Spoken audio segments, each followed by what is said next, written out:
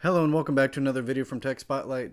Guys, here recently I found myself saying that I wanted to upgrade my current microphone to something a bit more crisp and clear, but as a small content creator, I also don't have the funds to go buy a very fancy $300 or $400 microphone. So I spent a few hours browsing Amazon and I finally landed on the HyperX SoloCast microphone.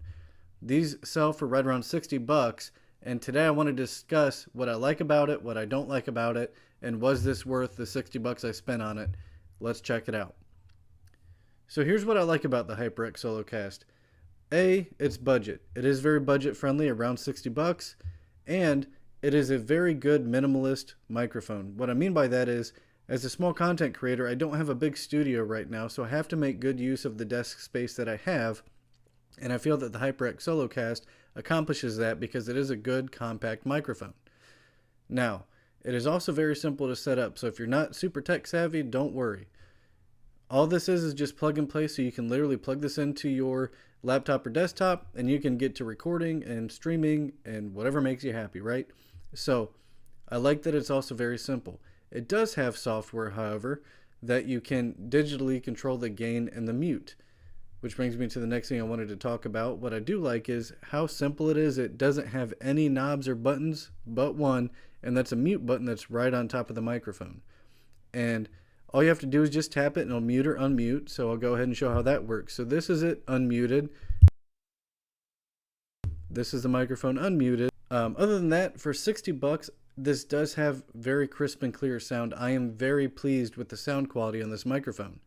One other bonus is, I didn't know until after I bought the HyperX SoloCast, but HP is the company that owns and manufactures that HyperX line. So as an HP fan myself, that was a pretty big bonus as well. Now, even though it's just a $60 microphone, HyperX did not skimp on the build quality. It's got a nice metal cage surrounding the actual microphone itself, and where underneath that it threads into like a boom arm or mic stand is actually a metal threaded piece, so it's actually pretty good quality there, so you don't have to worry about it misthreading or breaking or anything like that. So they did not skimp on the overall design. Now let's talk about some things that I don't like. If you can hear my kid walking upstairs right now, it doesn't really cancel outside sources of noise too well in my opinion, unless you turn that gain way down. As well, the bass feels kind of cheap. The microphone itself is actually pretty heavy.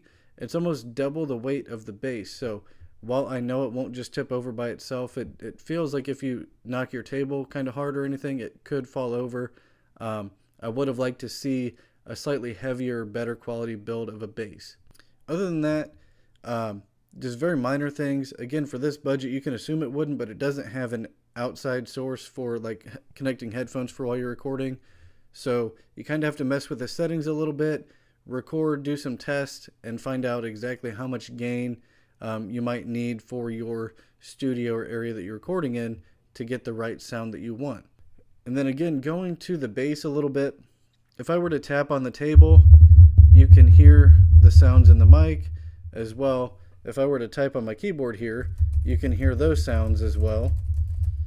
Now before I give my final verdict on this, I did mention that it has software available. However, with this microphone being very simplistic, I just wanted to show you how many options exactly you have inside the software. Right now we're inside the Ngenuity software from HyperX, and once you plug in the microphone, it'll show up right here on the connected products. And you just click on that, and then this will show you all of the settings that this has, which is literally just the mic volume and the mic mute. So again, this one keeps it very simplistic, whether you want to use the mic how it comes, or use the software here where you can control that volume knob, which can help with some of the outside sources of noise, as well as make your audio sound exactly like you want it to. So I do highly recommend, if you pick up this mic, to download the Ngenuity software from HyperX's website. It's free, and this will give you that mic slider just to make things a little bit better for you. Now my final thoughts. The HyperX SoloCast is a very good budget-friendly microphone. If you have the funds for it, of course, a microphone like one of the HyperX Quadcast microphones is going to provide a lot more options and customizable sound settings for your recording setup. However, if you're on a budget, don't pass up on the HyperX SoloCast, as I do feel personally that this will be a microphone I use for quite some time get a lot of recording time on it, and make many, many videos for you guys. So I am very, very happy with my purchase. I do want to note that it doesn't have a built-in pop screen, so I did spend an extra $10 and I picked up a pop screen that just mounts onto my desk, so that way I don't have those really poppy noises when I record. But that is the only other option that I would recommend. If you have any questions about the HyperX SoloCast, make sure you ask me down in the comment section. If you already have a HyperX SoloCast, let me know what you think about it down in the comment section as well. So there you have it, guys. There's my review on the HyperX SoloCast. A very good quality budget microphone for just $60. If you found today's review useful, please consider liking and commenting on the video, as it helps me grow as a content creator. So thank you for watching. This was Tech Spotlight. You guys have an amazing day. I will see you in the next video.